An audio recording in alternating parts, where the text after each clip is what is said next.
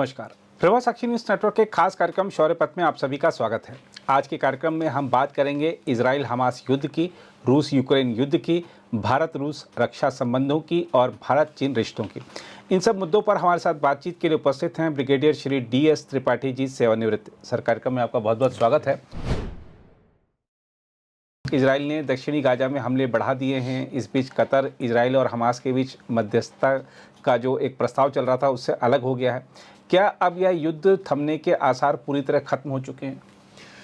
नहीं जी, गाजा में अब वही सब कुछ देखने को मिल रहा है जो एक साल पहले था। बिल्कुल सही कहा आपने जी, वही मिल रहा है जी। लेकिन देखिए चीजें क्या बदली हैं जी। असल में अभी जो चीजें हुई हैं, तीन चीजें मुझे बड़ी प्रोमिनेंट लग रही हैं इस समय जी, कि नेतन्याहू तो अपने एम पर कायम है। जी, वो कह रहे हैं कि उन्होंने जो सोच के चले थे जी। कि इनका हमास का और बाकियों का समूल जो नष्ट करेंगे इनको, जी। वो लेके चल रहे हैं। जी। पहली चीज। दूसरी चीज जो इसके बीच में है कि इसमें सीज फायर बिल्कुल मतलब एक तरह से कहिए कि उसकी समाप्ति हो गया है। जी, क्योंकि नेतन्याहू तो देखिए शुरू से ही आप जब भी थी, बाकी तो सभी अमेरिका पूरी तरह तैयार था। जी, इजिप्ट से लेकर के कतर ने बोल रखा था कि जल्दी ही सब कुछ होगा। जी, कुछ समय इंडिकेशंस हमास से भी आ गए थे, अगर आपको याद होगा पहले, जी, कि होने वाला है सीज फायर, कुछ पॉइंट्स को लेकर के है और वो सॉर्ट आउट हो जाएगा। जी। लेकिन असल में क्या हुआ, आपको याद होगा कि हम लोगों ने दर्शकों को बताया था कि नेतन्याहू जब तक तैयार नहीं होते, जी, जब तक वो अपना एम नहीं अचीव कर लेते, तब तक वो ये शांति प्रस्ताव आगे नहीं बढ़ेगा। और वही हुआ और वही हो रहा है। जी, उनके पिछली बार हम लोगों ने बात किया था कि रक्षा मंत्री को उन्होंने हटा दिया। जी, ये नहीं क्यों रिजाइन करके गए, जी। क्योंकि जो ये चाहते थे कि नहीं, हमने जिस चीज़ के लिए हमने युद्ध किया है उस चीज़ को पहले ख़त्म करेंगे। तो ये एक चीज़ में आई और इसी में देखिए पिछले 3-4 दिनों में वो आगे बढ़ते ही रहे हैं। भले सिविलियन कैजुअलिटीज़ हो रही हैं और तो बच्चे मर रहे हैं, लेकिन उनको इसकी परवाह नहीं है। उन्होंने क्लियर कट बोला है, हम वहाँ स्ट्राइक कर रहे हैं जहाँ पर कि हमास या हिजबुल्लाह का प्रेजेंस है, जी, या तो उनके लड़ाके हैं, जी, या उनका एम्यूनिशन और बाकी चीज़ों का स्टोरेज और लॉजिस्टिक्स का स्टोरेज है। जी, तो वो कह रहे हैं हम वो लेके चल रहे हैं, और अगर हिजबुल्लाह इनकी आड़ में ये कर रहा है तो हम उसके बारे में, कोशिश हमारी पूरी है कि इन पर औरतें, बच्चों को और सिविलियंस को नुकसान नहीं हो। जी। लेकिन ये अगर कर रहे हैं तो ये हिजबुल्लाह या हमास की ही गलती है कि वो इनकी आड़ में ये काम कर रहे हैं। जी। तीसरी चीज़ देखिए जो सबसे इम्पॉर्टेंट है, वो अमेरिका। जी। अमेरिका में एडमिनिस्ट्रेशन का चेंज जो अभी होने वाला है, जी। अगले 60 दिन में या 70 दिन में जो होगा, उसका भी बहुत असर अभी से शुरू हो गया है। जी। और उस असर में देखिए आप, ट्रम्प तो पहले ही से कह रहे हैं जी, कि वो इजराइल को बैक कर रहे हैं कि जो इजराइल कर रहा है वो उसको करना चाहिए, जी, लेकिन जल्दी करना चाहिए। जी। उन्होंने, आपको याद होगा, पहले भी बोला है जी। और चुनाव से पहले भी इस बारे में वो स्पष्ट अपनी जो है नीति उन्होंने स्पष्ट कर दी थी काफ़ी पहले, जी, और अभी भी उन्होंने यही बोला है। जी, तो ये कुछ चीज़ें हैं जो प्रभाव डाल रही हैं और डालेंगी आगे भी जी, इस लड़ाई के ऊपर। और इसीलिए देखिए, जैसे हमने कहा कि इजराइल तो आगे बढ़ता जा रहा है गाजा में भी, और इधर लेबनान में भी, बेरूत तक पहुंच गया है। जी, बाकी जो है जितने लीडरशिप, तो हम लोग पहले बात कर चुके हैं कि पूरी लीडरशिप नियरली ख़त्म हो गई है। जी। तो अभी जो है कोई इतना बड़ा लीडर इनका है भी नहीं जो आगे आएगा। हालांकि हमास ने बीच में बोला था कि हम तो अपने लीडर का नाम ही नहीं ऊपर करेंगे, उनको पता है जो लीडर आता है वो जो है मारा जाता है। जी। लेकिन अगर कोई रहेगा नहीं तो आगे वो कुछ कर नहीं पाएंगे। और देखिए एक इंडिपेंडेंट ये फेमिन रिव्यू कमेटी है, क्योंकि देखिए भूखमरी की हालत हम लोग पहले से बोले जा रहे हैं कि बहुत ज़्यादा है गाजा में, पूरे गाजा में जी, बहुत ही ज़्यादा है। तो इन्होंने भी एक independent review, famine review committee है, वर्ल्ड की है वो, उन्होंने ये बड़ा साफ बोला है कि भाई यहाँ पर तो बिल्कुल स्टारवेशन और ये भूख जो है वहाँ पर बहुत ज़्यादा है, और इजराइल ज़्यादा नहीं कर रहा है। जी। और हम भी पहले कहते रहे कि यहाँ ये पता लग रहा है कि भाई ये भूख मतलब फेमिन भी एक तरह से हथियार बन गया है वहाँ पर। हालांकि इजराइल तो ये कह रहा है कि नहीं, क्योंकि इजराइल को अल्टीमेटम अमेरिका ने भी दिया था यूरोपियन के कुछ देशों ने भी दिया था कि 12 नवंबर तक का टाइम था उनका, 1 महीने का दिया गया था कि इम्प्रूव कीजिए, अदरवाइज हम जो है हथियार और की सप्लाई कुछ हद तक कुछ का रोकेंगे। जी। तो इजराइल कह रहा है कि नहीं, हमारे पास तो ये डेडलाइन थी तो हम उसको फॉलो कर रहे हैं और हमने बढ़ाया है जी। अपना इसका एड वहाँ पर उन इलाकों में, लेकिन एक्चुअली वहाँ पर ऐसा हो नहीं रहा है। जी। जबालिया और हनान वगैरह में देखिए बुरा हाल है अभी भी। जी। तो ये चीज़ तो अभी ये आशा कर सकते हैं कि और प्रेशर पड़ेगा तो इजराइल इसमें ज़्यादा देखेगा, लेकिन अभी तक देखिए जो कैजुअल्टी हैं, और मैं यूनाइटेड नेशंस की बात कर रहा हूँ, उन्होंने बोला है कि जितनी कैजुअल्टीज भी अभी हुई हैं, हालांकि जो 43-44 हज़ार ऑफिशियली कहा जा रहा है, बट आपको पता है, हम लोगों ने दर्शकों को पहले भी बताया था कि 75% जो उनकी इमारतें हैं, बाकी चीज़ें हैं जो नष्ट हो चुकी हैं, उनके बीच में जो दबे हुए हैं उनका तो कुछ पता ही नहीं है। जी। जो लोग मिसिंग हैं वो हैं, उनका पता नहीं है। और एक रिपोर्ट अमेरिका के ही एक एजेंसी ने बोला था कि अनकन्फर्म्ड रिपोर्ट कहती है कि 2 लाख से ज़्यादा मारे गए हैं। जी। तो आप समझ सकते हैं कि कितनी बड़ी त्रासदी वहाँ पर है। उसमें 70% औरतें और बच्चे हैं। जी। बाकी 26% ही, तकरीबन 44% जो है बाकी वो हैं। जी। तो ये जो चीज़ें हैं दर्दनाक हैं सोचना। तो ये चीज़ें लेकिन चल रही हैं आगे। और इजराइल जो है, इजराइल के फार राइट जो हैं, राइट विंग के जो फाइनेंस मिनिस्टर हैं, उन्होंने भी बड़ा साफ बोला है कि हम तो पूरे, अब तो उन्होंने यहाँ तक बोल दिया है कि हम पूरे गाजा को अपने अधीन करना चाहते हैं। जी। तो इसका मतलब वो गाजा, शांति प्रस्ताव तो छोड़िए, गाजा के ही उसके आगे के लिए तैयार नहीं है कि गाजा में जो कुछ होगा वो इजराइल का ही हिस्सा होगा। तो उन्होंने यहाँ तक कह दिया है। हालांकि अरब समिट अभी जो हो रही थी उसमें सऊदी अरबिया के जो क्राउन प्रिंस हैं, उन्होंने ये बोला है कि ये जल्दी से जल्दी रुकना चाहिए।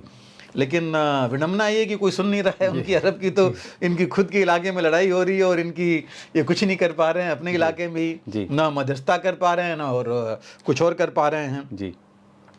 और अभी इसमें 12, देखिए अभी 3 दिन पहले उसमें लेबनान में ही इन्होंने काफ़ी लड़ाकों को मारा है इजराइल ने वहाँ पर।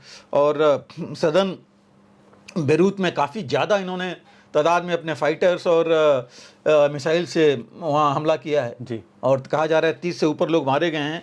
लेकिन इजराइल तो यही कह रहा है कि भाई जहाँ हम हमला कर रहे हैं वो सटीक है, पूरी जानकारी पर कर रहे हैं, वो भी है उनका। और इनके जो नए डिफेंस मिनिस्टर हैं इजराइल काट्ज, जो पहले फॉरेन मिनिस्टर थे, उन्होंने बड़ा साफ बोला है कि कोई शांति प्रस्ताव तब तक नहीं होगा जब तक कि हमारा गोल इवन लेबनान में हम अचीव नहीं कर लेते। तो गाजा का तो है ही है, जो मेरे ख्याल से तो हमने पहले ही बोला था कि काफ़ी हद तक अचीव कर चुके हैं। अब रह गया है लेबनान में, जो इनका एम था कि पहले तो जो इनका नॉर्दर्न इजराइल और सदर लेबनान का जो एरिया है जहाँ से कि काफ़ी ऑपरेट कर रहे थे हिजबुल्लाह, वो एरिया खाली हो जाए जी। यहाँ तक ये तो वहाँ पर फ्री जोन बनाने के उसमें है। तो इजराइल मतलब देखा जाए तो पहले तो गाजा तक सीमित था, अब इनका वहाँ भी सीमित हो गया है जी। और इसमें अगर आप देखिए कि इजराइल के प्राइम मिनिस्टर ऑफिस के स्पोक्स पर्सन ने अभी ये क्लियर कर दिया है कि जो लेबनान में वो सारे ब्लास्ट हुए थे पेजर्स में, बाकियों में, उसको प्राइम मिनिस्टर नेतन्याहू ने उसको मंजूरी दी थी जी। तो मतलब ऐसे नहीं है, तो काफ़ी कैलकुलेटेड चीज़ें चल रही थी। उन्होंने कहा कि 6 महीने पहले हुआ है जी। और अभी अमेरिका ने भी देखिए इसी के उसमें सीरिया में तकरीबन 9 टारगेट्स को पर उन्होंने स्ट्राइक किया है जी। एयर स्ट्राइक, जो कि इनके हौतीस के हैं सीरिया में, या वो हौतीस से तो कम ईरान समर्थित ज़्यादा ग्रुप्स हैं वहाँ। अब रह गया है देखिए पूरे उसमें ईरान, ट्रंप पर हम थोड़े बाद में आएंगे आखिरी में।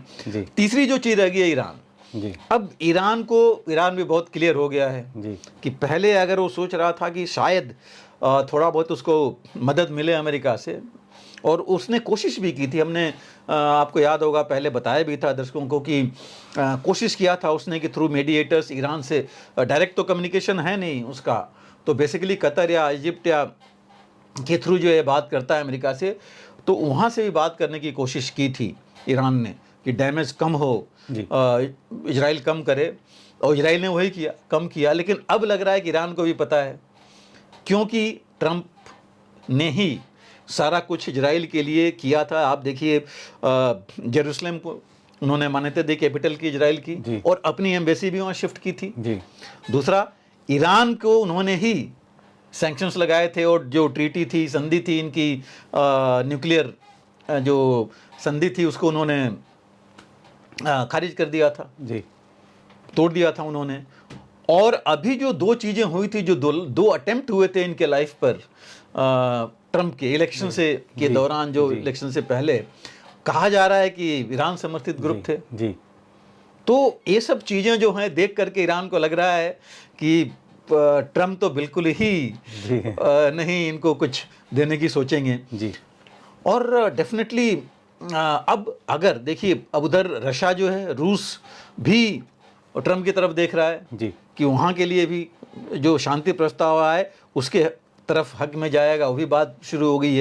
है। तो रूस से भी ईरान को बहुत ज़्यादा मदद मुझे नहीं लगता मिलेगी। जी चीन भी डर रहा है ऑलरेडी कि जी। ट्रंप जो है, पहले ही उन्होंने इतना ज़्यादा ट्रेड के ऊपर टैरिफ्स और बाकी चीज़ें कर दी थी, अभी और कर दिया तो और मुश्किल हो जाएगा। जी तो ये सब चीज़ें देख करके मुझे नहीं लगता कि ईरान भी अब जो है उस हालत में नहीं है जी। कि कुछ डिक्टेट कर पाए, जी और अगर कुछ करेगा तो नुकसान अब जो है इस बार जी ज़्यादा होगा। ज़्यादा जी तो ये चीज़ें हैं। अब दूसरी चीज़ हम आते हैं थोड़ा सा ट्रंप का, अभी तो आगे जब आएंगे तब होगा, लेकिन आप देखिए ट्रंप को जो हमने ऑलरेडी बात कर ली है कि उन्होंने क्या क्या अपने उसमें किया था, समर्थन वो देते हैं। गोलान हाइट्स को भी उन्होंने मान्यता दी थी जब इन्होंने इजराइल ने लिया था, सबसे पहले उन्होंने मान्यता दी थी। जेरूसलम को उन्होंने कर ही दिया था।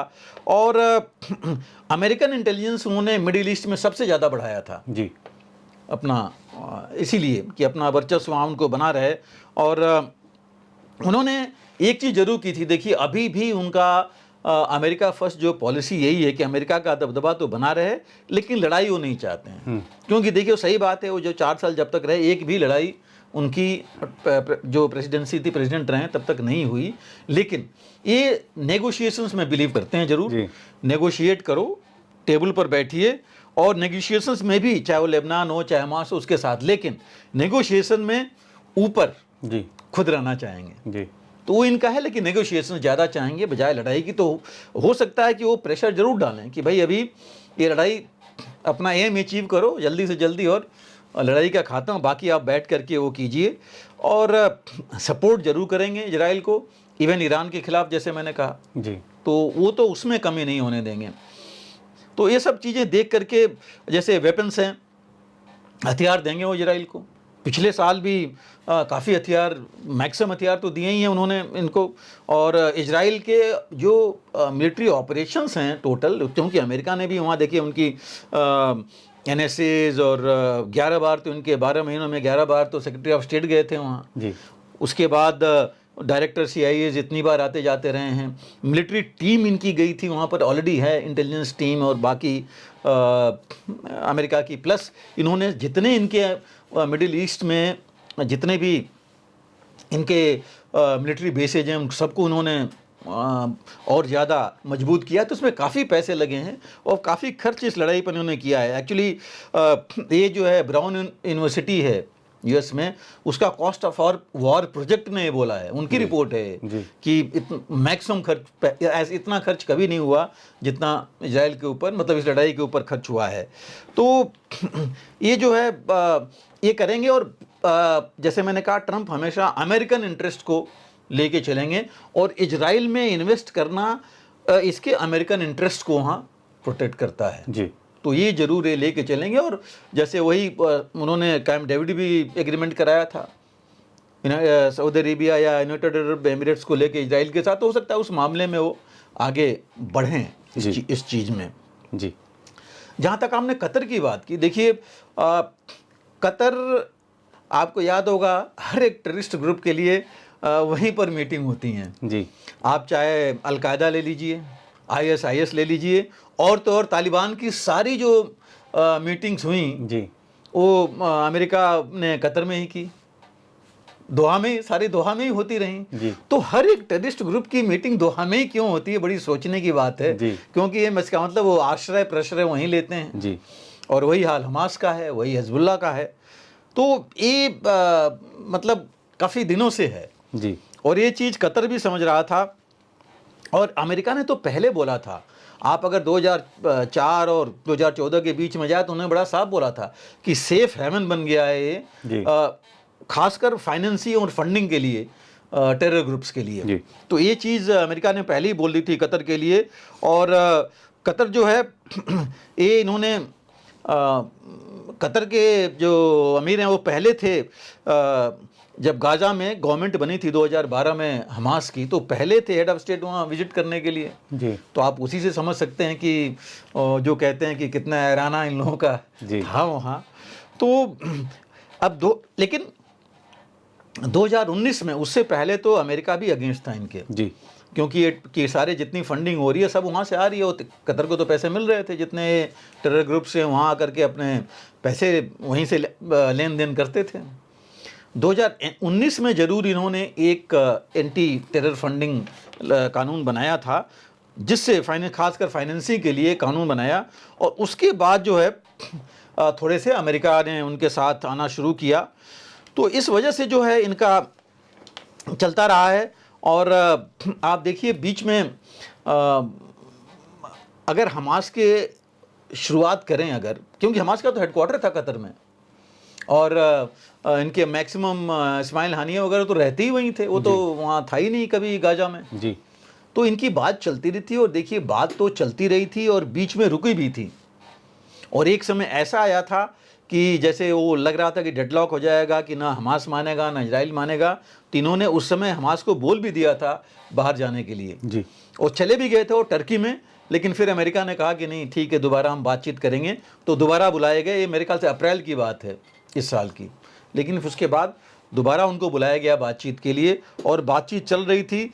लेकिन अभी जो है बाइडेन एडमिनिस्ट्रेशन में तो चलता रहा कई बार बातचीत, लेकिन कुछ बात आगे नहीं बढ़ी क्योंकि सब अपने जिद पर लगे हुए थे। जी और अब कतर ने देखा कि चूंकि एडमिनिस्ट्रेशन चेंज बदल रहा है और वो एडमिनिस्ट्रेशन ऐसा है कि वो टेररिस्ट ग्रुप के खिलाफ है।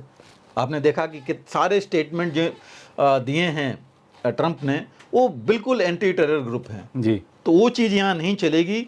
इसलिए जो है इन्होंने देखा कि भाई कोई साइड अगर तैयार भी नहीं है तो हम क्यों जो है फिर ऐसे बदनाम हों। तो इन्होंने जो है पिछले महीने नेचुरली अमेरिका के कहने पर ही किया होगा कि इन्होंने हमास को बोला था जी बाहर जाने के लिए अक्टूबर के लास्ट में, जी कि अब मतलब पूरा के पूरे जो है निकलने के लिए। हालांकि हमास देखिए इतने सालों से वहाँ है, हेडक्वार्टर है, सब है, कितनी जल्दी बाहर जाएगा, खाली करेगा, वो तो कहा नहीं जा सकता। लेकिन अगर है तो अमेरिका ने कह दिया उनको करना है तो ये करेंगे वहाँ पर डेफिनेटली। लेकिन ये बात ज़रूर है कि अब जो शांति समझौते की बात है अब बहुत दूर लगती है। जी अब इनको प्रेशर में आकर के, 1 to 1 करके नहीं, प्रेशर में आके, और कतर या किसी और की मध्यस्थता की जरूरत नहीं पड़ेगी। ट्रंप इंश्योर करेंगे कि टेबल पर आए। जी तो ये चीज़ अभी होगी। और ट्रंप जो है बिल्कुल ट्रंप तो शुरू से ही कतर के द्वारा नेगोशिएशन के फेवर में नहीं रहे हैं। जी वो पहले भी बोल चुके हैं कि यहाँ कुछ हासिल नहीं होना है। और अभी इन्होंने वही वो किया कि जब उन्होंने बोला भी थे एक बार पहले कि जब हमास का हेडक्वार्टर ही कतर में था जी तो ये इजराइल पर हुआ कैसे अक्टूबर 7 वाला हमला, जी उसकी बन क्यों नहीं मिली।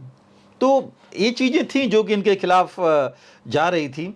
तो अब इस हिसाब से देख के यही है कि कतर का ओवरऑल, यही नहीं कतर नहीं, बाकी टेररिस्ट ग्रुप्स को भी ये मैसेज जाएगा कि इस तरह अब सेफ हेवन्स में बैठ करके वो नहीं रह सकते। जी तो ये जो है एक तरह से देखा जाए तो मैं कहूँगा अच्छी पहल है जी कि ये होना चाहिए, क्योंकि टेररिस्ट ग्रुप्स को तो कहीं भी प्रश्रय नहीं मिलना चाहिए। जी बिल्कुल सर,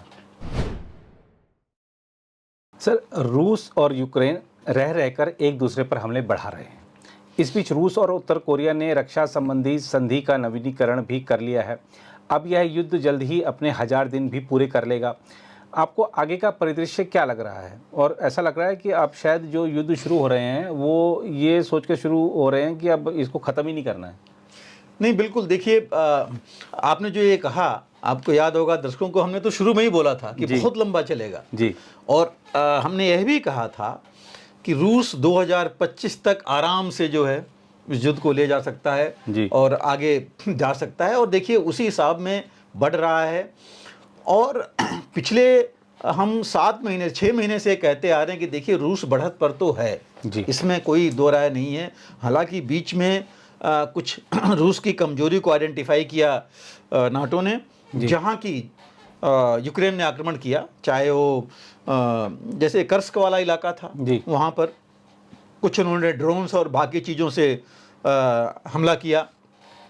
आपको याद होगा क्रीमिया में पहले ज़्यादा कर रहे थे, बट वो कम हो गया क्योंकि रूस ने वहाँ अपनी मजबूती बढ़ा ली। लेकिन रूस इस बीच में बेखबर होकर इन हमलों से वो आगे बढ़ता रहा।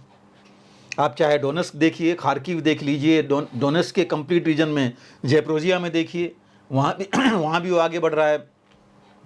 अभी परसों उसने खार्किव रीजन में एक और जो है गांव है या उनके यहाँ जो टेरिटरी है उसका कब्जा कर लिया है जी। तो अब तो 20% तो उसके पास टोटली हो ही गया है हर हालत में, और स्ट्रेटेजिक एरियाज हो गए हैं जहाँ से कभी वो आगे बढ़ सकता है और काफ़ी कुछ कर सकता है यूक्रेन के ऊपर। और अभी यूक्रेन ने खुद बोला है कि कर्स्क में 50,000 ट्रुप्स हैं रूस के। उसमें ऑफ कोर्स काफ़ी इन्होंने पहले नॉर्थ कोरिया बोला, अब ये ज़्यादा नहीं बोल रहे हैं क्योंकि इन्होंने कोई कैप्चर किया ना कुछ किया, मिला तो है नहीं इन्होंने जी। हाँ, ये ज़रूर ये कह रहे हैं कि इन्होंने आज तक 7 लाख ट्रुप्स को मार दिया इसके रूस के। लेकिन देखिए 7 लाख मतलब इनकी रूस था ही 12-13 लाख, 7 लाख कर देंगे तो बचना नहीं चाहिए इतना। बीच में उसने 3 लाख ही करीब और ट्रुप्स किए हैं जिनको मोबिलाइज किया था जी। तो खैर वो देखिए लड़ाई में कोई एग्जैक्ट तो बताता नहीं है जी, कोई नहीं देता कि कितने मारे गए हैं कितने कम हैं, क्योंकि आज की तारीख में कहा जा रहा है कि यूक्रेन की आधी पॉपुलेशन गायब है जी। 4 करोड़ में से 2 करोड़ का पता ही नहीं है किधर है कहाँ है। तो वो जो चीज़ है। लेकिन देखिए कॉस्ट ऑफ वॉर अगर देखा जाए तो सबसे ज़्यादा नुकसान तो यूक्रेन का ही हुआ। यूक्रेन ही नहीं, मैं तो अमेरिका और नाटो भी लूँगा कि इनका नुकसान ज़्यादा हुआ है। रूस तो अपने ज़मीन पर नहीं कर रहा है, बाहरी खर्च जो पैसे उसके लग रहे हैं बेसिकली वेपन्स अम्युनिशन और बाकी चीज़ों पर हैं, और जो उसको प्रॉब्लम हो रही है सैंक्शंस की वजह से। तो अभी इसमें जो चीज़ अभी करेगी इसके ऊपर असर देखिए वो अगेन जो एडमिनिस्ट्रेशन चेंज है, ट्रंप एडमिनिस्ट्रेशन का ही प्रभाव यहाँ पर पड़ेगा। क्योंकि अभी आप अगर यूरोपियन यूनियन में आइए, नाटो लूँगा, नाटो ही बोलिए क्योंकि अमेरिका निकाल दें तो बाकी यूरोपियन यूनियन ही है नाटो में जी, टर्की और वह, तो आप इसको अगर देखें आप इसमें से 3-4 तो कंट्रीज़ पहले ही कह चुके हैं, जिसमें हंगरी सबसे ज़्यादा मुखर है कहने में कि वेस्ट कर रहे हैं हम अपना हथियार और पैसे यूक्रेन को दे करके जी, क्योंकि यूक्रेन कुछ अचीव तो कर नहीं रहा है। सारा कुछ देने के बावजूद रूस ही आगे बढ़ रहा है तो फिर ये देने का फ़ायदा क्या है। यही आवाज़ पहले जर्मनी से उठी थी, राइट विंग इटली ने भी यही बोला था कुछ लोगों ने, तो कुछ कंट्री से ये चीज़ आई थी। हालांकि खासकर इंग्लैंड और फ्रांस तो अभी भी पूरे पीछे हैं इसके यूक्रेन के, क्योंकि उनको डर अपने ऊपर है। पोलैंड बहुत मुखर था, पोलैंड अब थोड़ा शांत हो गया है बोलना, क्योंकि उनको जो है खुद ही हो रहा है कि 4.75% जीडीपी का खर्च करना पड़ेगा डिफेंस पर उनको, और उनके खुद के डिफेंसेस में हथियार एम्युनिशन नहीं बचा पड़ा है जी। तो मेरे ख्याल से ये लोग ये सोचते हैं कि अभी भाई रूस से अगर शांति प्रस्ताव हो जाए, कम से कम यूक्रेन जो बचा है वो तो बफर बन के बना रहेगा जी। तो ये चीज़ वहाँ पर चल रही है। और जेलेंस्की अब याद होगा हमने दर्शकों को बताया था पिछले महीने कि वो काफ़ी घूमे थे अमेरिका, नाटो, यूरोपियन यूनियन में अपने एक विक्ट्री प्लान को लेकर के जी।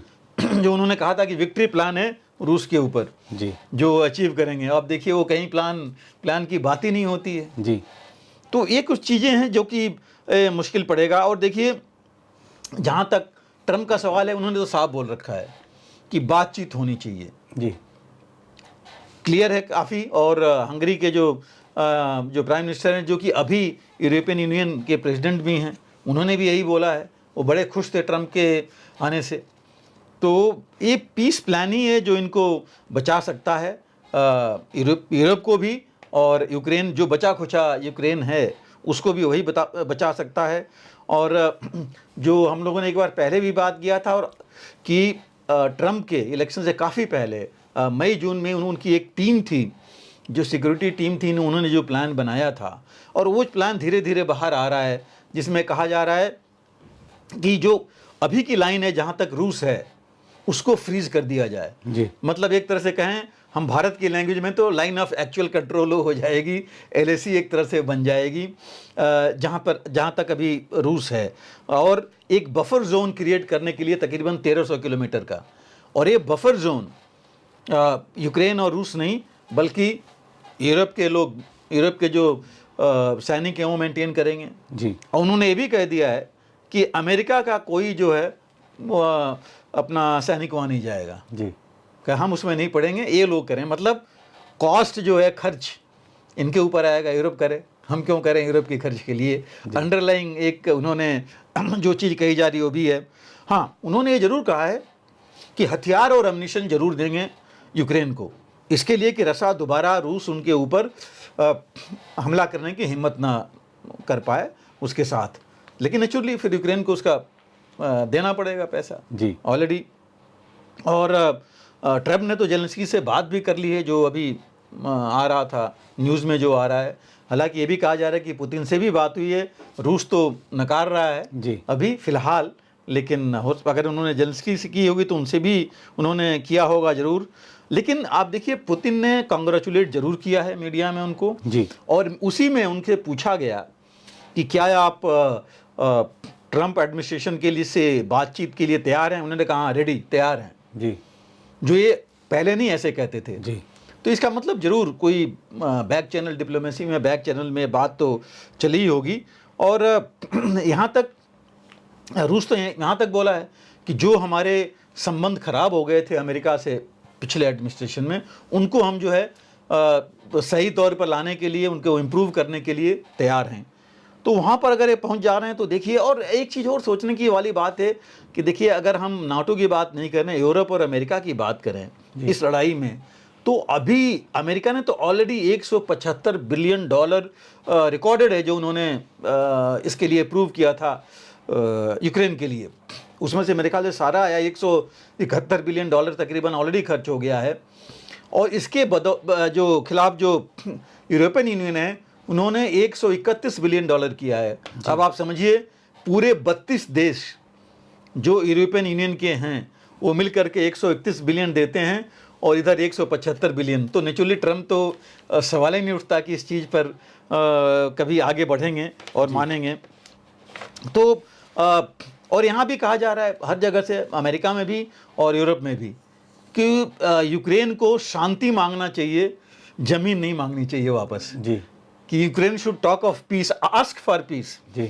क्लियर वर्डिंग उनकी है, Ukraine should ask for peace not territory.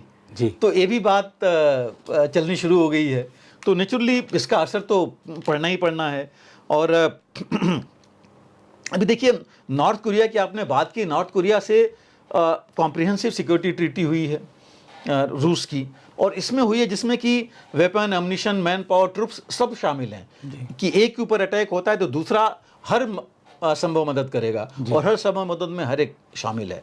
तो ये चीज़ रेटिफाई तो रूस ने पहले ही कर दी थी, अभी उन्होंने किया है। और इससे फ़ायदा, जैसे हमने कहा, ज़्यादा से ज़्यादा तो नॉर्थ कोरिया को है कि उसकी मिसाइल डेवलपमेंट और न्यूक्लियर डेवलपमेंट में काफ़ी फ़ायदा होगा, ट्रेड में उसको फ़ायदा होगा।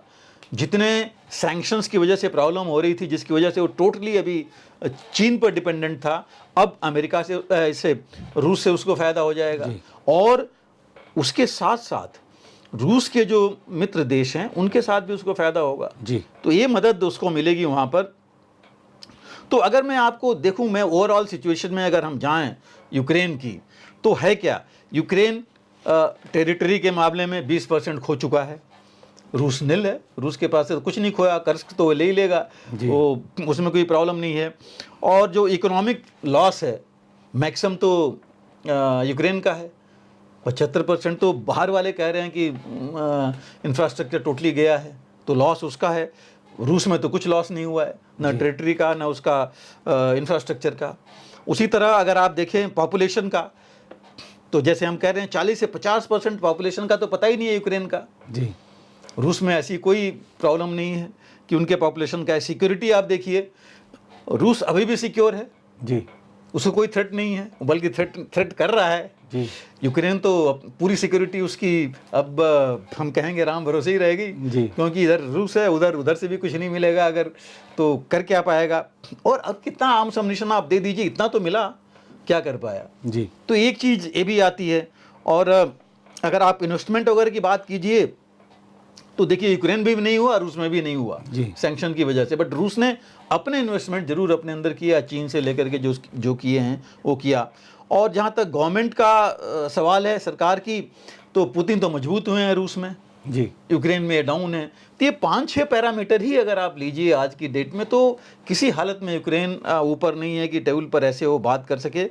लेकिन और जो फ़र्क पड़ सकता है देखिए यूरोप में, जी कि ये होने के बाद रूस मजबूत होगा, जी नीचे तो होगा नहीं शांति प्रस्ताव के बाद, जी। तो यूरोप के ऊपर वो डर बना रहेगा अभी भी। और अगर जैसा कि पहले ट्रम्प कह चुके हैं, नाटो से अगर ट्रम्प बाहर होते हैं, अमेरिका बाहर होता है, तो यूरोप और ज़्यादा कमज़ोर पड़ जाएगा। जी तो ये भी एक बहुत बड़ा फैक्टर है जो आगे देखने के लिए है। और बाकी 1-2 देश पूरा सपोर्ट करेंगे, लेकिन उसे फ़र्क नहीं पड़ेगा। लेकिन एक चीज़ ये भी कही जा रही है कि क्या ट्रम्प ये बोल करके कि नाटो से बाहर होंगे, एक्चुअली करेंगे, या वो डरा रहे हैं यूरोपियन यूनियन को कि आप पैसे ज़्यादा लगाओ, हमारे पैसे मैक्सिमम लग रहे हैं अमेरिका के, आप भी खर्च करो, अपना जीडीपी का परसेंटेज डालो। तो हो सकता है ये भी एक टैक्टिक्स हो उसमें, ये भी हो सकता है। लेकिन फ़र्क तो पड़ेगा ही पड़ेगा। तो जैसा मैंने कहा, हंगरी जो है पीस डील के लिए कह रहा है कि होना चाहिए। इवन पोप ने भी बोला है जी कि शांति वार्ता होनी चाहिए। तो ये जो है इन चीज़ों को लेकर के मुझे लग रहा है कि अब शांति वार्ता होगी, बढ़ेगी ही आगे इन दोनों के बीच में, और जाएगा ज़रूर रूस के फेवर में ये।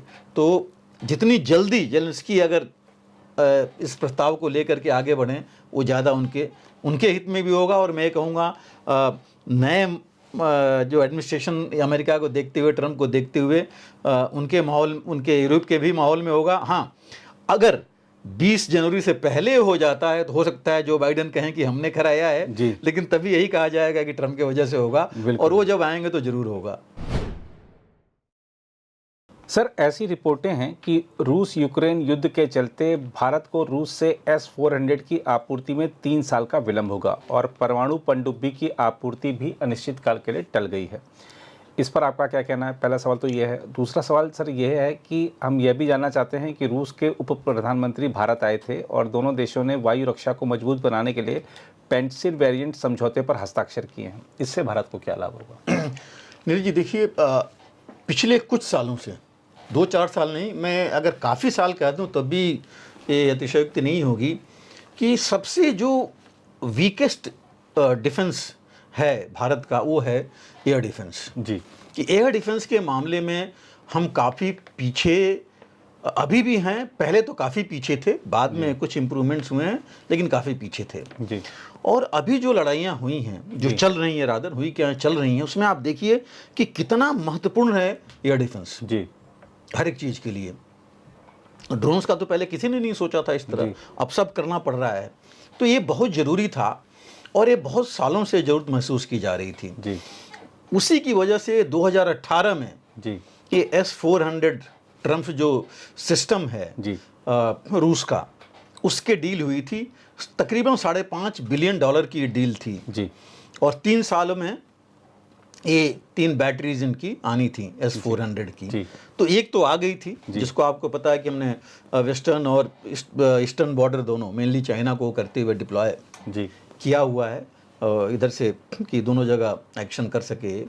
लेकिन कमी पूरी नहीं हुई थी और ये एक बैटरी अभी आनी थी और एक अगले साल आनी थी जी। लेकिन ये डिले हो गया है। जी।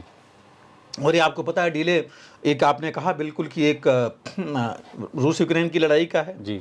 कि उसमें खुद भी इस्तेमाल किया है। और बताऊं आपको, पहली बार 1-2 सिस्टम्स इसके ऐसे हैं S-400 के जो उन्होंने इस्तेमाल किया, जी। टेस्ट किया और अच्छा है। और S-400 देखिए अभी भी कहा जा रहा है कि दुनिया का सबसे ताकतवर एयर डिफेंस सिस्टम है। जी। देखिए इतनी पुरानी पैट्रियट मिसाइल्स ने कितना फ़ायदा दिलाया यूक्रेन को, इजराइल को इस लड़ाई में। जी। और ये तो उससे काफ़ी उन्नत सिस्टम है। जी। दूसरा मैं सिर्फ यही नहीं कहूँगा कि ये यूक्रेन की लड़ाई ही, क्योंकि ईरान को भी इन्होंने सप्लाई किया है S-400। जी। हालांकि कंफर्म तो नहीं है, बट यस जी। ऑलरेडी न्यूज़ में, अमेरिकन मतलब न्यूज़ में आ चुका है कि भाई ये वेस्टर्न मीडिया में कि एक बैटरी उन्होंने सप्लाई की है जी। उनको, और उनके साथ इन्होंने 2019 में डील की थी। जी। लेकिन उनको S-300 जो इनके पहले का है जी। वो काफ़ी दे चुके हैं, जी। ईरान के पास है। जी। भारत ने S-400 की ही डील की थी, हालांकि इन्होंने S-500 भी बना लिया है जी। और उन्नत है, बट वो अभी तक बाहर नहीं लाए हैं, ना उन्होंने किसी को दिया है। जी। तो ये जो है, बिल्कुल सही आप कह रहे हैं कि डिले हो रहा है। हालांकि इन्होंने 2026 बोला है, तो मुझे लगता नहीं कि 2026 भी जिस हिसाब से है जी। उससे हो पाएगा। तो आपने बिल्कुल सही कहा कि 2 से 3 साल का डिले, इसमें 3 से 4 साल भी लग सकता है। जी। हाँ, एक गाइडेड मिसाइल वॉरशिप, वो शायद इन्होंने बोला है कि वो भी डिलेड है, जी। लेकिन वो मिल जाएगी। जी। अभी हो सकता है इस साल तक, इस महीने के आखिरी में चाहे अगले महीने तक हो जाए। जी। जो कलिनिंग्राड शिपयार्ड में बन रही है उनके, जी। उसकी बात हुई है। तो ये डिले तो काफ़ी हो गया है और 2024-25 तक ही कंप्लीट होना था। जैसे मैंने कहा, एक बैटरी आ चुकी है, जी। एक और आनी थी कि अगले साल, लेकिन वो अब जो है नहीं आ रही है और बहुत असर होगा इससे हमारे जो एयर डिफेंस के ऊपर। जी। इस तरह की प्रणाली है नहीं जिसकी हमें बहुत ज़रूरत है। और ये जो S-400 मैं इसलिए कह रहा हूँ कि एक बहुत ही उन्नत किस्म का हथियार है। इसकी अवेलेबल तो है, सारे डिटेल्स हैं, लेकिन देखिए ट्रैक भी कर सकता है, मॉनिटर भी कर सकता है, सिस्टम को डिस्ट्रॉय भी कर सकता है, हर तरह के तकरीबन ये सिस्टम को कर सकता है। चाहे वो ये जो है एक्चुअली देखा जाए तो ये सरफेस टू एयर मिसाइल है जी। बेसिकली, जो ज़मीन से हवा में मार करती है और ट्रैक भी करता है, जैसे मैंने कहा, उसको न्यूट्रलाइज भी करेगा और कई टारगेट एक साथ कर सकता है। जी। इसमें ड्रोन्स, इसमें एयरक्राफ्ट, फाइटर एयरक्राफ्ट हैं, इसमें मिसाइल्स हैं, बैलिस्टिक मिसाइल्स हैं, इनको सबको जो है ले करके ये सक्षम है मल्टीपल टारगेट्स एक साथ डिस्ट्रॉय करने के लिए। और S-400 इसलिए कि इसकी रेंज 400 किलोमीटर तक की है। जी। मतलब वहाँ से ट्रैक कर सकता है और डिस्ट्रॉय जहाँ आप चाहते हैं वहाँ कर देगा। लेकिन इसमें वेरिएंट्स हैं कुछ, जी। 250 किलोमीटर के और 400 के, तो 380 किलोमीटर, मतलब इस तरह के 2 वेरिएंट्स हैं जी। कि उसमें जो भी वेरिएंट हम अपने हिसाब से ले सकता है आदमी, देश जो भी है वो ले सकता है अपने हिसाब से कि कौन सा चाहिए उसको वेरिएंट, तो वो उसमें हैं। और जैसे मैंने कहा था, फर्स्ट तो आ गई थी हमारे पास 2021 में, लेकिन उसके बाद जो 24-25 में आनी थी वो नहीं आ पाई। और इसके साथ जैसे मैंने कहा, देखिए सबसे ज़्यादा हमें ज़रूरत तो ऑफकोर्स हमारे चीन के साथ ईस्टर्न बॉर्डर्स पर है। जी। हालांकि ऐसा नहीं कि यहाँ कम है वेस्टर्न बॉर्डर्स पर पाकिस्तान के साथ, लेकिन यहाँ भी बहुत ज़रूरत है। और दूसरा सबसे बड़ी चीज़ है कि हमारे एयरफोर्स के पास, भारतीय वायुसेना के पास एयर डिफेंस सिस्टम्स की भी कमी है जी। और एयरक्राफ्ट की भी कमी है। जी। आप देखिए एयरक्राफ्ट भी नहीं है, तेजस भी डिले हो गया, जी। इंजन भी अभी तक नहीं आया उसका, तो बाकी वो कैसे करेंगे, जी। कब आएंगे। इसलिए सोचा जा रहा है बाहर से और लेने के लिए जी। कि और सिस्टम लें, या रफाली लें या कोई और लें। जी। तो ये जो है कमी है, ये बहुत ज़्यादा, क्योंकि ये बहुत ज़रूरी था। जैसे मैंने कहा, दुनिया का सबसे ज़्यादा पावरफुल उन्नत किस्म का ये एयर डिफेंस सिस्टम्स है इसमें। और ये सबसे बड़ी चीज़ है कि फुल्ली इंटीग्रेटेड है, जी। लो लेवल के लिए भी, मीडियम लेवल, हाई लेवल और स्पेस के लिए भी 36 किलोमीटर तक की इसकी वो है, हाइट में जा सकता है। जी। तो उस हिसाब से इसलिए मैंने कहा कि काफ़ी वर्सेटाइल है और काफ़ी उन्नत किस्म का ये है। और हर किस्म के, हर चीज़ के अगेंस्ट एक्शन ले सकता है, डिस्ट्रॉय कर सकता है उसका। और जैसे मैंने कहा, यूक्रेन वॉर में टेस्ट भी हुआ है। जी। तो ये जो है चीज़ ज़रूरी तो था, लेकिन एक बैटरी जैसे मैंने कहा आई, बाकी आ जाएगा, तो गैप जो है 2 साल का। और देखिए इस माहौल जो चल रहा है, इस माहौल में 2 साल का गैप भी बहुत बड़ा गैप होता है जी। कि ये चीज़ें हमको इमीडिएट चाहिए। जी। और इसमें यही नहीं, देखिए इस सबसे बड़ी बात इसकी है कि ये अर्ली वार्निंग सिस्टम का भी काम करता है, तो आपको सेपरेट किसी अर्ली वार्निंग उसकी ज़रूरत नहीं है रडार की, ये भी वो भी काम करता है। इसका जो रडार है सब कुछ आपको सारा इंटीग्रेट, जैसे मैंने कहा सारा इंटीग्रेटेड है, एक साथ है, तो सबसे बड़ी इम्पॉर्टेंट है। आप यहाँ देखिए इजराइल ने जो अभी टारगेट किया था ईरान में, तो ईरान के एक न्यूक्लियर रिसर्च सेंटर के पास S-300 लगा था जी, जिसको उन्होंने डिस्ट्रॉय किया जी। अब ईरान नेचुरली रूस से सहायता लेकर के उसको रिबिल्ड करने के लिए चाहता है जी, कि वो बहुत ज़रूरी है। तो और मुझे लग रहा है कि इसके साथ जो सैंक्शंस लगे हैं इनके खिलाफ, रूस के खिलाफ, इनको रॉ मटेरियल से मिल पा रहे हैं जी, जिस तरह इनको चाहिए, और स्पेयर्स वगैरह नहीं आ पा रही हैं, तो इस वजह से डिले उनके यहाँ है, खुद की भी रिक्वायरमेंट उनकी है जी, और हर एक का है कि पहले अपनी वो पूरा करेंगे तब जा करके बाहर देंगे। तो ये चीज़ तो यही है ही, लेकिन जो प्रश्न चिन्ह उठते हैं कि देखिए 2018 में हमने कॉन्ट्रैक्ट किया जी, और मैं ये भी बता दूं कि इतना आसान नहीं है, काफ़ी समय तक रूस इसको समय लगाया डेवलप करने में, हम थोड़ा आगे आएंगे जब अपनी पेंसिल की बात करेंगे जी। लेकिन इसमें ज़रूर ये नहीं हो सकता कि 6-7 साल में कुछ न कुछ तो अपग्रेड हुआ होगा जी। तो क्या रूस वही सिस्टम सप्लाई करेगा हमको या उसको अपग्रेडेड वर्जन देगा जी, हमने वो भी देखना पड़ेगा, क्योंकि खास करके इस लड़ाई में जितना हुआ है जी, उसको देखते हुए, मतलब आयरन डोम, जैसे वो आयरन डोम इजराइल का विफल रहा कई मानों में, तो क्या उसको देख करके कुछ और इम्प्रूवमेंट्स हुए हैं जी? अगर वो इम्प्रूवमेंट्स करके दे रहे हैं तो फिर भी आदमी एक्सेप्ट कर सकता है जी, कुछ डिले, लेकिन ये हमें अभी इसका कोई कंफर्मेशन नहीं है जी, कि ये कर रहे हैं कि नहीं, तो एक प्रश्न चिन्ह है। और देखिए इसको पूरे अभी समय वाली बात तो है जी, उसका मेंटेनेंस, उसके बाद से जो इसमें दो तरह की, जैसे मैंने कहा 2 रेंज की मिसाइल्स जो इसके साथ हैं लैस, आई थिंक N48M करके, ऐसे दो वेरिएंट्स हैं, वो भी इम्प्रूव हुए हैं, कितने दे रहे हैं जी, उनके ऊपर भी ये डिपेंड करता है जी, कि कितने एक भारत को मिलेंगे, कितनी कॉन्ट्रैक्ट हुए हैं। तो ये जो है अब मैं आऊँगा उसी में कि भारत को आत्मनिर्भरता पर ही आगे बढ़ना पड़ेगा जी, और खबर है कि भारत इस ऐसे सिस्टम पर काम भी कर रहा है जी, कि ऐसे एक सिस्टम पर भारत काम कर रहा है जी, और वो जो है कुशा एक बैलिस्टिक, वो है हमारा भी सिस्टम जिसको कि long range surface to air missile कह रहे हैं हम जी, वो उस पर काम चल रहा है, जो कहा जा रहा है कि कंपेरेबल होगा, टोटली तो नहीं होगा क्योंकि S-400 फुली इंटीग्रेटेड है। और मैं ये भी बता दूं कि तकरीबन 40 से 50 साल का डेवलपमेंट रूस ने किया था इसके लिए, इस मिसाइल को इतनी जल्दी नहीं बन पाया था जी, कई सालों से इस पर लगे रहे हैं तब जाके बना है जी। तो भारत को भी समय लगेगा, हो सकता है उन्होंने 40 लिया, भारत 15-20 में करे जी, लेकिन समय तो लगेगा बिल्कुल, लेकिन तब तक का गैप हमको पूरा करना पड़ेगा जी, कि जब तक वहाँ भारत पहुँचेगा, क्योंकि वो टोटली इंटीग्रेटेड है, हम जो है long range surface to air missile लेके चल रहे हैं, तो उसमें एक है। और दूसरा है, देखिए मैंने कहा कि जब तक ये नहीं होगा तब तक हमें स्टॉप गैप अरेंजमेंट करना ही पड़ेगा, क्योंकि हम अपने रक्षा को इस तरह छोड़ नहीं पाएंगे जी। तो ये जो है इसको देखते हुए अभी देखिए रूस के डिप्टी प्राइम मिनिस्टर आए थे 2 दिन, कल ही उन्होंने मीटिंग्स की हैं वहाँ पर, और भारत डायनेमिक्स लिमिटेड के साथ उनकी एक जो ROE सिस्टम्स है, जो डिफेंस मैन्युफैक्चरिंग उनकी कंपनी है, उन्होंने समझौता किया है पैंट्सिर AD मिसाइल सिस्टम के डेवलपमेंट और प्रोडक्शन के लिए। और मुझे लग रहा है कि वो ये शॉर्ट रेंज होगा, जैसे मैंने कहा आपको कि कुशा सिस्टम जो लॉन्ग रेंज सैम होगा, ये शॉर्ट रेंज एक मिसाइल सैम होगा, सरफेस टू एयर मिसाइल, जिसके साथ 30 मिलीमीटर की गन्स भी माउंटेड होंगी, दैट फायरिंग करने के लिए भी। तो अगर मान लीजिए इतने ड्रोन्स और बाकी छोटे अगर किस्म के एयरक्राफ्ट वगैरह आते हैं तो उनको भी वो डिस्ट्रॉय कर सकते हैं उनको, और बाकी जो छोटे आएंगे उनको भी।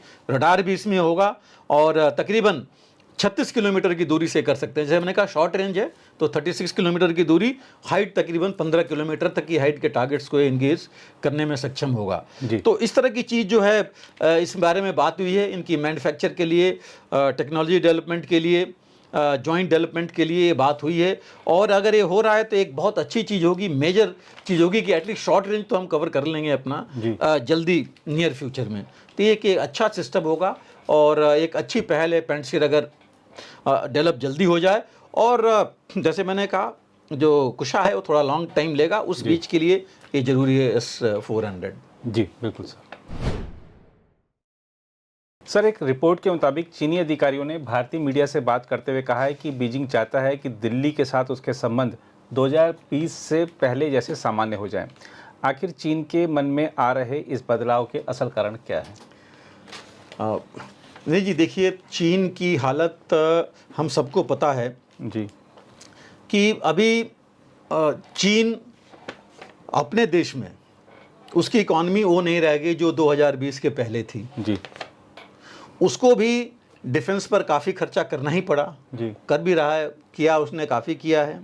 मैन्युफैक्चरिंग बेस में उसकी कमी हो रही है, कंपनियां बाहर जा रही हैं, जीडीपी ग्रोथ नीचे है और प्रॉब्लम्स डोमेस्टिक उनकी भी हैं। जी दूसरी चीज़ जो ट्रंप और अपना एडमिनिस्ट्रेशन आ रहा है उनसे भी इनको डर है कि ट्रंप से अगर टैरिफ्स लगा दिए तो इनका और मुश्किल हो जाएगा। दूसरा जो है, भारत सबसे बड़ा उनका ट्रेडिंग पार्टनर एक तरह से हो गया है। तकरीबन $160 बिलियन का हमने इंपोर्ट किया है और सिर्फ आई थिंक 65 या 66 बिलियन डॉलर जो है हमारा उसके साथ नहीं 65 नहीं, मेरे ख्याल से और कम है, 16 या 17 बिलियन डॉलर ही रह गया है जो एक्सपोर्ट हुआ होगा, जो बढ़ के शायद 30-35 करने की सोच रहे हैं। तो ये काफ़ी फ़ायदा चीन को इससे है। लेकिन मैं जो आपने कहा कि प्रायर टू 2020 से पहले का चाहता है, 2 से 2020 से पहले आप देखिए तो क्या था, एम था चीन का कि आप इसको नीचे रखिए, बॉर्डर की चीज़ें हम पीछे रखिए, उसको भूल जाइए और ट्रेड पर हम और बाकी चीज़ों पर आगे बढ़ें। जी वो लेके चल रहा है क्योंकि उसका फ़ायदा उसमें है। जी उसने अगर ये चीज़ मान लीजिए वो बात कर रहा है आज, तो ऑलरेडी जो उसने LAC पर अपनी इतना बढ़ा रखा है अपनी डिप्लॉयमेंट डेवलपमेंट, वो क्या कम करेगा? जी क्या वो पीछे की 2020 के हालात में जाएगा? जी वो तो कम नहीं कर सकता।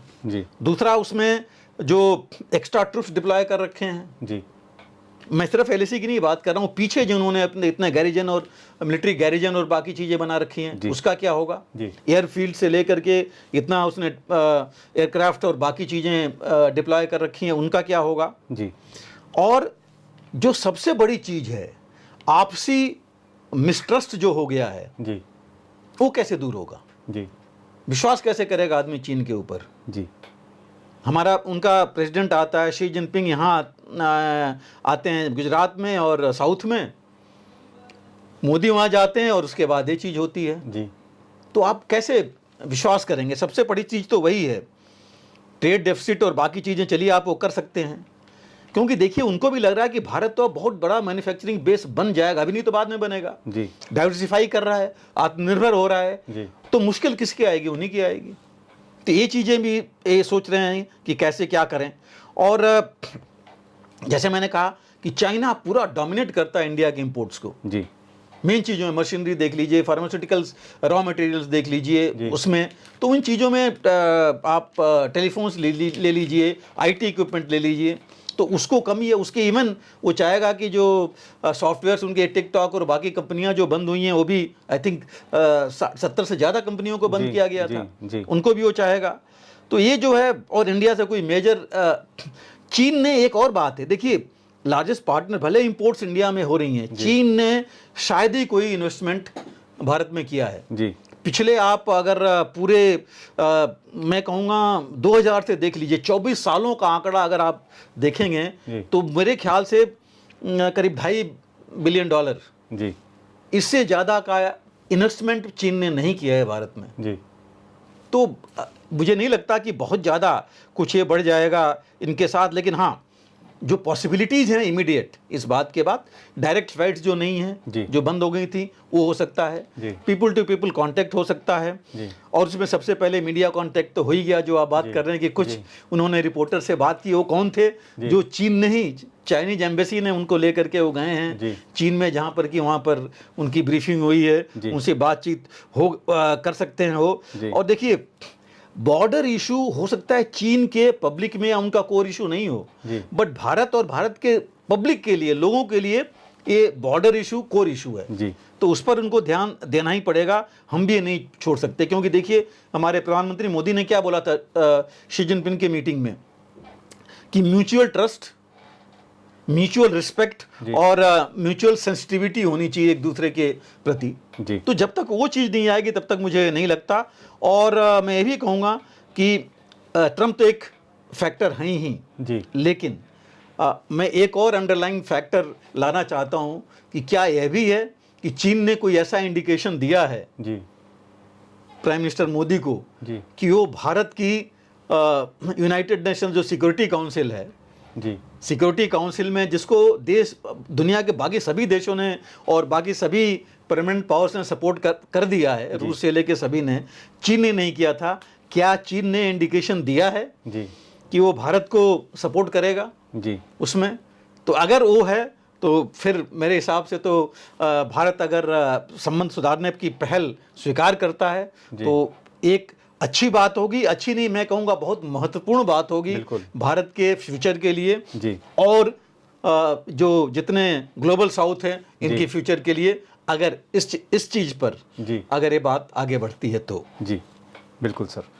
और इसी से जुड़ा हुआ सर एक और सवाल मैं करना चाहूँगा, क्योंकि जैसा आपने कहा कि चीन भी वहाँ पर सब चीज़ें इतनी डिप्लॉय कर रहा है, तो हमारा हालांकि गश्त भी शुरू हो गई है एलएसी पर, जो टकराव के बिंदु थे वहाँ पर, और पीछे भी हटे हैं दोनों पक्ष। लेकिन मैं अभी फायर एंड फ्यूरी का एक ट्वीट देख रहा था, उन्होंने एक वीडियो जारी किया है कि किस तरीके से सर्दियों के लिए तैयारी शुरू हो गई है। हमारे जो जवान हैं उनका जो जोश है वो पर्वतों से भी ऊंचा है और भाग के बस चढ़े जा रहे हैं, और हज़ारों किलो की गन, जहां पर आप अपना बस्ता भी शायद लेके चढ़ना मुश्किल होता है, वहां पर हज़ारों किलो की गन को खींचकर एकदम चोटी पर वहां पर तैनात कर दिया गया है दुश्मन को जवाब देने के लिए। तो ये क्या दर्शाता है सर? देखिए, भारत कोई गैप नहीं छोड़ना चाहता जी। पहले होता था कि हम पीछे आ जाते थे जाड़ों में, और इसका फ़ायदा उठा करके, और वही जो ट्रस्ट की बात हम कर रहे थे जी, डिस्ट्रस्ट हो जाता करके, मिसट्रस्ट एक तरह से हमारी मिसट्रस्ट होती थी, वो डिस्ट्रस्ट करके वो हमें जो है फ़ायदा उठा के ऊपर आ जाते थे। वो गैप भारत नहीं छोड़ना चाहता है जी। और भारत नीचे भी आएगा तो इतनी ऐसा नहीं कि जाने में हमें समय लगे जी, कि हम उतने अप्रिशिएटेड टाइम में पहुंच जाएं, उनका मुकाबला कर सकें, उनको आगे नहीं बढ़ने दें, लेकिन नज़र में रखें और हिम्मत ना होने दें कि वो अभी आगे आ पाएं। तो भारत अब कोई चूक होने नहीं देगा जी, अपने से भी जी, और उनको ये नहीं मौका देगा कि वो कहीं आगे बढ़े और किसी कमी का फ़ायदा उठाएं। जी, बिल्कुल सर। तो आज के कार्यक्रम में सर आपने इजराइल ने जिस तरीके से दक्षिणी गाजा में खासतौर पर हमले फिर से बढ़ा दिए हैं, उसके कारणों पर, प्रभाव पर, और किस तरीके से कतर मध्यस्थता से पीछे हट गया है, उस पर आपने प्रकाश डाला। साथ ही रूस यूक्रेन युद्ध को लेकर आपने विस्तार से जानकारी दी है। इस युद्ध के चलते भारत को जो रक्षा संबंधी जो सप्लाईज होनी थी उस पर क्या असर पड़ा है, इस पर भी आपने विस्तार से जानकारी दी, और भारत चीन संबंधों पर भी आपने प्रकाश डाला है। इस कार्यक्रम को सर आपने काफ़ी ज्ञानवर्धक बनाया, और मुझे लगता है कि ये जो लंबी चर्चा है इससे पाठकों दर्शकों के मन में कई सारे जो सवाल उठ रहे होते हैं उनको आज जवाब मिला होगा। आप इस चर्चा से जुड़े सर, आपका बहुत बहुत धन्यवाद। फिलहाल इस रिपोर्ट में इतना ही, बाकी देश दुनिया की खबरों के लिए बने रहें आप प्रभा साक्षी के साथ। अगर आप भी लेना चाहते हैं देश दुनिया की तमाम जानकारी तो आज ही सब्सक्राइब करें हमारे चैनल को। साथ ही नीचे दिए बेल आइकन को जरूर दबाएं ताकि हर अपडेट आप तक पहुंच सके।